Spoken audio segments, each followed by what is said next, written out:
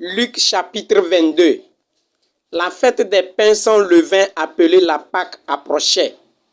Les principaux sacrificateurs et les scribes cherchaient les moyens de faire mourir Jésus car ils craignaient le peuple. Or, Satan entra dans Judas, surnommé Iscariote, qui était du nombre des 12. Et Judas alla s'entendre avec les principaux sacrificateurs et les chefs des gardes sur la manière de le leur livrer. Ils furent dans la joie et ils convinrent de lui donner de l'argent. Après s'être engagés, ils cherchaient une occasion favorable pour le leur livrer Jésus à l'insu de la foule. Le jour des pains sans levain, où l'on devait immoler la Pâque, arriva. Et Jésus envoya Pierre et Jean en disant, « Allez nous préparer la Pâque afin que nous la mangions. » Ils lui dirent, « Où veux-tu que nous la préparions ?» Il leur répondit, « Voici, quand vous serez entrés dans la ville, vous rencontrerez un homme portant une cruche d'eau. Suivez-le dans la maison où il entrera. Et vous direz au maître de la maison, le maître te dit, où est le lieu où je mangerai la Pâque avec mes disciples? Et il vous montrera une grande chambre haute, meublée. C'est là que vous préparerez la Pâque. Ils partirent et trouvèrent les choses comme il leur avait dit. Et ils préparèrent la Pâque. L'heure étant venue, il se mit à table et les apôtres avec lui. Il leur dit, « J'ai désiré vivement manger cette Pâque avec vous avant de souffrir. Car je vous le dis, je ne la mangerai plus jusqu'à ce qu'elle soit accomplie dans le royaume de Dieu. » Et ayant pris une coupe et rendu grâce, il dit, « Prenez cette coupe et distribuez-la entre vous. Car, je vous le dis, je ne boirai plus désormais du fruit de la vigne jusqu'à ce que le royaume de Dieu soit venu. » Ensuite, il prit du pain et après avoir rendu grâce, il le rompit et leur donna en disant, « Ceci est mon corps qui est donné pour vous.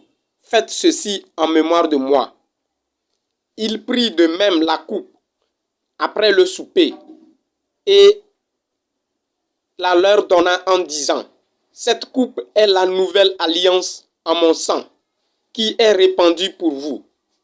Cependant, voici la main de celui qui me livre est avec moi à cette table. Le Fils de l'homme s'en va selon ce qui est déterminé, mais malheur à l'homme par qui il est livré. » Et ils commencèrent à se demander les uns aux autres qui était celui d'entre eux qui ferait cela. Il se leva aussi parmi les apôtres une contestation. Lequel d'entre eux devait être estimé le plus grand? Jésus leur dit, « Les rois des nations les maîtrisent, et ceux qui les dominent sont appelés bienfaiteurs. Qu'il n'en soit pas de même pour vous, mais que le plus grand parmi vous soit comme le plus petit, et celui qui gouverne comme celui qui sert. Car quel est le plus grand? Celui qui est à table ou celui qui sert? N'est-ce pas celui qui est à table? Et moi, cependant, je suis au milieu de vous comme celui qui sert. Vous êtes ceux qui avez persévéré avec moi dans mes épreuves. C'est pourquoi je dispose du royaume en votre faveur, comme mon Père en a disposé en ma faveur. Afin que vous mangiez et buviez à ma table dans mon royaume, et que vous soyez assis sur des trônes pour juger les 12 tribus d'Israël. Le Seigneur dit, « Simon, Simon, Satan vous a réclamé pour vous cribler comme le froment. Mais j'ai prié pour toi, afin que ta foi ne défaille point. Et toi, quand tu seras converti, affermis tes frères. Seigneur, lui dit Pierre, je suis prêt à aller avec toi et en prison et à la mort. Et Jésus dit, Pierre, je te le dis, le coq ne chantera pas aujourd'hui que tu n'aies renié 3 fois de me connaître. Il leur dit encore, quand je vous ai envoyé sans bourse, sans sac et sans souliers, avez-vous manqué de quelque chose? Ils répondirent, de rien. Et il leur dit, maintenant, au contraire, que celui qui a une bourse la prenne, et que celui qui a un sac le prenne également. Que celui qui n'a point d'épée vende son vêtement et achète une épée. Car je vous le dis, il faut que cette parole qui est écrite s'accomplisse en moi. Il a été mis au nombre des malfaiteurs, et ce qui me concerne est sur le point d'arriver. Ils dirent, Seigneur, voici 2 épées. Et il leur dit, cela suffit. Après être sorti, il alla, selon sa coutume, à la montagne des Oliviers. Ses disciples le suivirent. Lorsqu'il fut arrivé dans ce lieu, il leur dit, priez afin que vous ne tombiez pas en tentation. Puis il s'éloigna d'eux à la distance d'environ 1 jet de pierre. Et s'étant mis à genoux, il pria, disant, Père, si tu voulais éloigner de moi cette coupe, toutefois, que ma volonté ne se fasse pas, mais la tienne. Alors un ange lui apparut du ciel pour le fortifier. Étant en agonie, il priait plus instamment, et sa sueur devint comme des grumeaux de sang qui tombaient à terre. Après avoir prié, il se leva et vint vers les disciples qu'il trouva endormis de tristesse. Et il leur dit, pourquoi dormez-vous? Levez-vous et priez, afin que vous ne tombiez pas en tentation. Comme il parlait encore, voici une foule arriva, et celui qui s'appelait Judas, l'un des 12, marchait devant elle. Il s'approcha de Jésus pour le baiser. Et Jésus lui dit, Judas, c'est par un baiser que tu livres le Fils de l'homme. Ceux qui étaient avec Jésus, voyant ce qui allait arriver, dirent, Seigneur, frapperons-nous de l'épée? Et l'un d'eux frappa le serviteur du souverain sacrificateur et lui emporta l'oreille droite. Mais Jésus, prenant la parole, dit, laissez, arrêtez. Et ayant touché l'oreille de cet homme, il le guérit. Jésus dit ensuite aux disciples, aux principaux sacrificateurs, aux chefs des gardes du temple et aux anciens qui étaient venus contre lui, vous êtes venus comme après un brigand, avec des épées et des bâtons. J'étais tous les jours avec vous dans le temple, et vous n'avez pas mis la main sur moi. Mais c'est ici votre heure et la puissance des ténèbres. Après avoir saisi Jésus, ils l'emmenèrent et le conduisirent dans la maison du souverain sacrificateur. Pierre suivait de loin. Ils allumèrent du feu au milieu de la cour et ils s'assirent. Pierre s'assit parmi eux. Une servante qui le vit assis devant le feu fixa sur lui les regards et dit, cet homme était aussi avec lui. Mais il le nia, disant, femme, je ne le connais pas. Peu après, un autre l'ayant vu, dit, tu es aussi de ces hommes-là, de ces gens-là. Et Pierre dit, homme, je n'en suis pas. Environ 1 heure plus tard, un autre insistait, disant, certainement cet homme était aussi avec lui, car il est galiléen.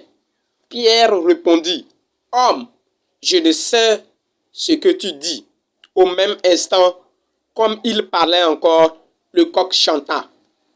Le Seigneur s'étant retourné, regarda Pierre, et Pierre se souvint de la parole que le Seigneur lui avait dite. Avant que le coq chante, aujourd'hui, tu me renieras 3 fois. Et étant sorti, il pleura amèrement. Les hommes qui tenaient Jésus se moquaient de lui et le frappaient. Ils lui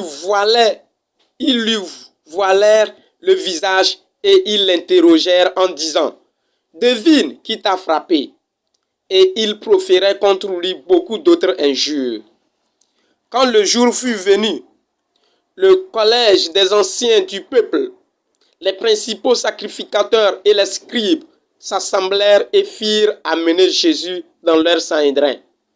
Ils dirent « Si tu es le Christ, dis-le nous. » Jésus leur répondit « Si je vous le dis, vous ne le croirez pas. Et si je vous interroge, vous ne répondrez pas. Désormais, le Fils de l'homme sera assis à la droite de la puissance de Dieu. »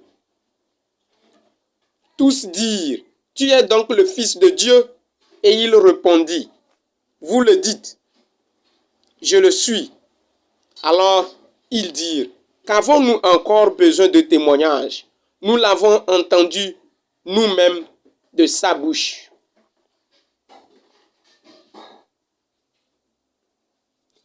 Ils se levèrent tous et ils conduisirent Jésus devant Pilate.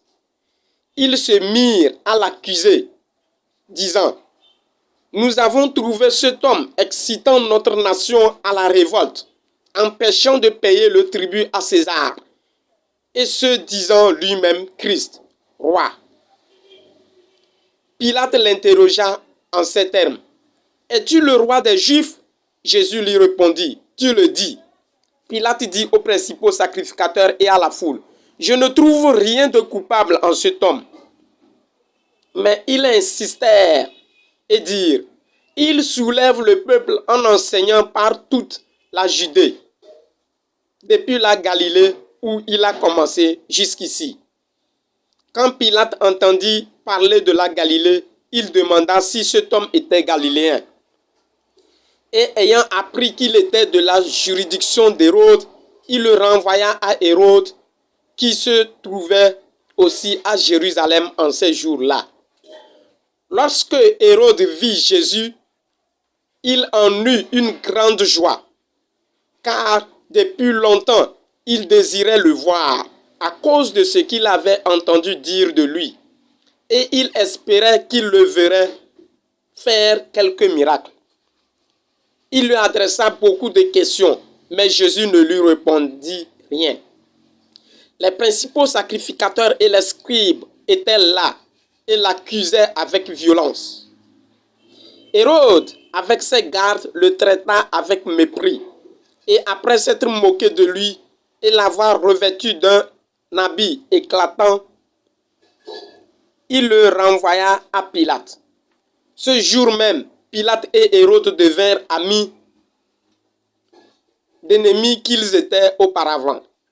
Pilate ayant assemblé les principaux sacrificateurs, les magistrats et le peuple, leur dit, « Vous m'avez amené cet homme comme excitant le peuple à la révolte, et voici je l'ai interrogé devant vous, et je ne l'ai trouvé coupable d'aucune des choses dont vous l'accusez.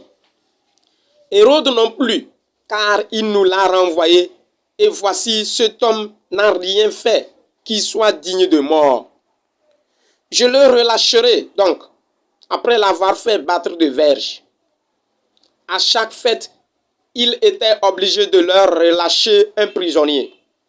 Ils s'écrièrent tous ensemble, « Fais mourir celui-ci et relâche-nous Barabbas. » Cet homme avait été mis en prison pour une sédition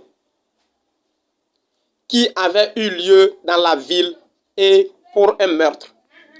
Pilate leur parla de nouveau dans l'intention de relâcher Jésus. Et ils crièrent, « Crucifie, crucifie-le » Pilate leur dit pour la 3e fois, « Quel mal a-t-il fait? Je n'ai rien trouvé en lui qui mérite la mort. » Je le relâcherai donc, après l'avoir fait battre de verges. Mais ils insistèrent à grands cris, demandant qu'il fût crucifié, en leur criant l'emportèrent, et leurs cris l'emportèrent. Pilate prononça que ce qu'il demandait serait fait. Il relâcha celui qui avait été mis en prison pour sédition et pour meurtre, et il réclamait, et il livra, et qu'il réclamait, et il livra Jésus à leur volonté. Comme ils l'emmenaient, ils prirent un certain Simon de Cyrène, qui revenait des champs, et ils le chargèrent de la croix pour qu'il la porte derrière Jésus.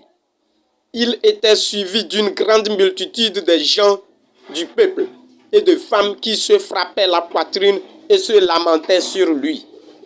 Jésus se tourna vers elle et dit, « Fille de Jérusalem, ne pleurez pas sur moi, mais pleurez sur vous et sur vos enfants. Car voici des jours viendront où l'on dira, heureuses les stériles, heureuses les entrailles qui n'ont point enfanté, et les mamelles qui n'ont point allaité. Alors, ils se mettront à dire aux montagnes, tombez sur nous, et aux collines, couvrez-nous, car si l'on fait ces choses au bois vert, qu'arrivera-t-il au bois sec? On conduisait en même temps deux malfaiteurs qui devaient être mis à mort avec Jésus. Lorsqu'ils furent arrivés au lieu appelé Crâne, ils le crucifièrent là, ainsi que les deux malfaiteurs, l'un à droite et l'autre à gauche. Jésus dit, « Père, pardonne-leur, car ils ne savent ce qu'ils font. » Ils se partagèrent ses vêtements en tirant au sort. Le peuple se tenait là et regardait. Les magistrats se moquaient de Jésus, disant, « Il a sauvé les autres, qu'il se sauve lui-même, s'il est le Christ, l'élu de Dieu. » Les soldats aussi se moquaient de lui, s'approchant et lui présentant du vinaigre. Il disait, « Si tu es le roi des Juifs, sauve-toi toi-même. » Il y avait au-dessus de lui cette inscription, « Celui-ci est le roi des Juifs. » L'un des malfaiteurs crucifiés l'injuriait, disant, « N'est-ce pas le Christ? Sauve-toi toi-même et sauve-nous. » Mais l'autre le reprenait en disant, « Ne crains-tu pas Dieu, toi qui subis la même condamnation? Pour nous, c'est juste, car nous recevons ce qu'on mérite, nos crimes. Mais celui-ci n'a rien fait de mal. » Et il dit à Jésus, « Souviens-toi de moi quand tu viendras dans ton règne. » Jésus lui répondit, « Je te le dis en vérité, aujourd'hui tu seras avec moi dans le paradis. » Et il était déjà environ la 6e heure, et il y eut des ténèbres sur toute la terre, jusqu'à la 9e heure. Le soleil s'obscurcit, et le voile du temple se déchira par le milieu. Jésus s'écria d'une voix forte, « Père, je remets mon esprit entre tes mains. » Et en disant ces paroles, il expira.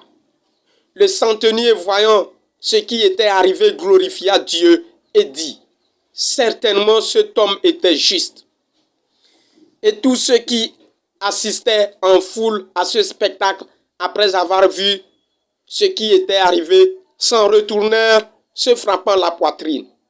Tous ceux de la connaissance de Jésus et les femmes qui l'avaient accompagné depuis la Galilée se tenaient dans l'éloignement et regardaient ce qui se passait. Il avait un conseiller nommé Joseph, homme bon et juste, qui n'avait point participé à la décision et aux actes des autres. Il était Arimathée, ville des Juifs, et il attendait le royaume de Dieu. Cet homme se rendit vers Pilate et demanda le corps de Jésus. Il le descendit de la croix, l'enveloppa d'un linceul et le posa dans un sépulcre taillé dans le roc où personne n'avait encore été mis. C'était le jour de la préparation et le sabbat allait commencer. Les femmes qui étaient venues de la Galilée avec Jésus accompagnèrent Joseph, virent le sépulcre et la manière dont le corps de Jésus y fut déposé. Et s'en étant retournées, elles préparèrent des aromates et des parfums. Puis elles se reposèrent le jour du sabbat selon la loi. Le premier jour de la semaine, elles se rendirent au sépulcre de grand matin, portant les aromates qu'elles avaient préparés. Elles trouvèrent que la pierre avait été roulée de devant le sépulcre. Et étant entrées, elles ne trouvèrent pas le corps du Seigneur Jésus. Comme elles ne savaient que penser de cela, voici 2 hommes leur apparurent en habits resplendissants. Saisies de frayeur, elles baissèrent le visage contre terre. Mais il leur dit: pourquoi cherchez-vous parmi les morts celui qui est vivant? Il n'est point ici, mais il est ressuscité. Souvenez-vous de quelle manière il vous a parlé lorsqu'il était encore en Galilée. Et qu'il disait: il faut que le Fils de l'homme soit livré entre les mains des pécheurs, qu'il soit crucifié et qu'il ressuscite le 3e jour. Et elles se ressouvinrent des paroles de Jésus. À leur retour du sépulcre, elles annoncèrent toutes ces choses aux 11 et à tous les autres. Celles qui dirent ces choses aux apôtres étaient Marie de Magdala, Jeanne, Marie, mère de Jacques, et les autres qui étaient avec elle. Ils tinrent ces discours pour des rêveries et ils ne crurent pas ces femmes. Mais Pierre se leva et courut au sépulcre. S'étant baissé, il ne vit que les linges qui étaient à terre. Puis il s'en alla chez lui, dans l'étonnement de ce qui était arrivé. Et voici ce même jour, 2 disciples allaient à un village nommé Emmaüs, éloigné de Jérusalem de 60 stades. Et ils s'entretenaient de tout ce qui s'était passé. Pendant qu'ils parlaient et discutaient, Jésus s'approcha et fit route avec eux. Mais leurs yeux étaient empêchés de le reconnaître. Il leur dit: de quoi vous entretenez-vous en marchant, pour que vous soyez tout tristes? L'un d'eux, nommé Cléopas, lui répondit: es-tu le seul qui, séjournant à Jérusalem, ne sache pas ce qui est arrivé ces jours-ci? Quoi? Leur dit-il. Et ils lui répondirent: ce qui est arrivé au sujet de Jésus de Nazareth, qui était un prophète puissant en œuvre et en parole devant Dieu et devant tout le peuple. Et comment les principaux sacrificateurs de nos magistrats l'ont livré pour le faire condamner à mort et l'ont crucifié. Nous espérions que ce serait lui qui délivrerait Israël. Mais avec tout cela, voici le 3e jour que ces choses se sont passées. Il est vrai que quelques femmes d'entre nous ont fort étonnés, s'étant rendues de grand matin au sépulcre et n'ayant pas trouvé son corps. Elles sont venues dire que des anges leur sont apparus et ont annoncé qu'il est vivant. Quelques-uns de ceux qui étaient avec nous sont allés au sépulcre et ils ont trouvé les choses comme les femmes l'avaient dit. Mais lui, ils ne l'ont point vu. Alors Jésus leur dit: ô hommes sans intelligence et dont le cœur est lent à croire tout ce qu'ont dit les prophètes. Ne fallait-il pas que le Christ souffrit ces choses et qu'il entra dans sa gloire. Et commençant par Moïse et par tous les prophètes, il leur expliqua toutes les Écritures, dans toutes les Écritures ce qui le concernait. Lorsqu'ils furent près du village où ils allaient, il parut vouloir aller plus loin, mais ils le pressèrent en disant: « Reste avec nous, car le soir approche. Le jour est sur son déclin. » Et il entra pour rester avec eux. Pendant qu'il était à table avec eux, il prit le pain et après avoir rendu grâce, il le rompit et le leur donna. Alors leurs yeux s'ouvrirent et ils le reconnurent, mais il disparut de nouveau. Il disparut de devant eux. Et ils se dirent l'un à l'autre: « Notre cœur ne brûlait-il pas au-dedans de nous lorsqu'il nous parlait en chemin et nous expliquait les Écritures ?» Se levant à l'heure même, ils retournèrent à Jérusalem et ils trouvèrent les 11 et ceux qui étaient avec eux assemblés, et disant: « Le Seigneur est réellement ressuscité et il est apparu à Simon. » Et ils racontèrent ce qui leur était arrivé en chemin et comment il l'avait reconnu au moment où il rompit le pain. Tandis qu'il parlait de la sorte, lui-même se présenta au milieu d'eux et leur dit: « La paix soit avec vous. » Saisis de frayeur et d'épouvante, ils croyaient voir un esprit, mais il leur dit: « Pourquoi êtes-vous troublés et pourquoi pareille pensée s'élève-t-elle dans vos cœurs? Voyez mes mains et mes pieds, c'est bien moi, touchez-moi et voyez. Un esprit n'a ni chair ni os, comme vous voyez que j'ai. » Et en disant cela, il leur montra ses mains et ses pieds. Comme dans leur joie, ils ne croyaient point encore et qu'ils étaient dans l'étonnement, il leur dit: « Avez-vous ici quelque chose à manger? » Ils lui présentèrent du poisson rôti et un rayon de miel. Il en prit et il mangea devant eux. Puis il leur dit: « C'est là ce que je vous disais lorsque j'étais encore avec vous, qu'il fallait que s'accomplisse tout ce qui est écrit de moi dans la loi de Moïse, dans les prophètes et dans les psaumes. » Alors il leur ouvrit l'esprit afin qu'ils comprissent les Écritures. Et il leur dit: « Ainsi il est écrit que le Christ souffrirait et qu'il ressusciterait des morts le troisième jour, et que la repentance et le pardon des péchés seraient prêchés en son nom à toutes les nations, à commencer par Jérusalem. Vous êtes témoins de ces choses, et voici j'enverrai sur vous ce que mon Père a promis. Mais vous restez dans la ville jusqu'à ce que vous soyez revêtus de la puissance d'en haut. » Il les conduisit jusque vers Béthanie et ayant levé les mains, il les bénit. Pendant qu'il les bénissait, il se sépara d'eux et fut enlevé au ciel.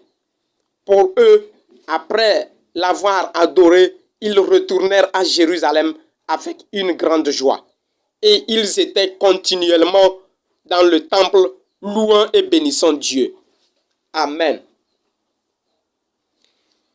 Nous avons lu la parole de Dieu. Maintenant, nous allons prier.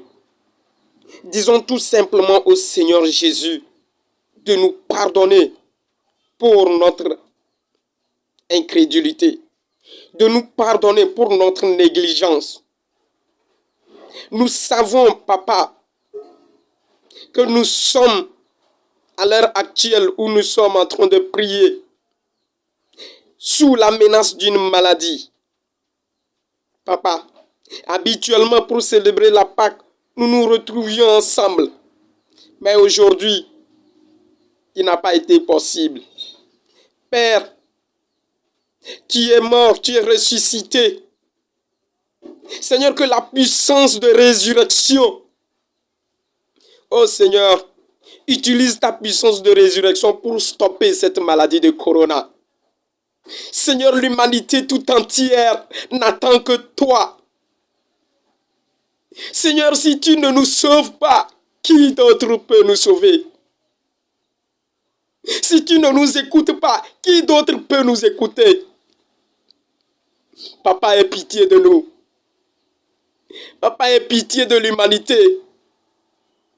Que tous ceux qui sont malades soient guéris, Seigneur. Et que la maladie arrête sa progression. Seigneur Jésus, aie pitié de l'humanité tout entière. Papa, aie pitié de nous. Seigneur, nous n'avons pas fait ce que tu nous demandes. Nous nous sommes égarés pendant longtemps.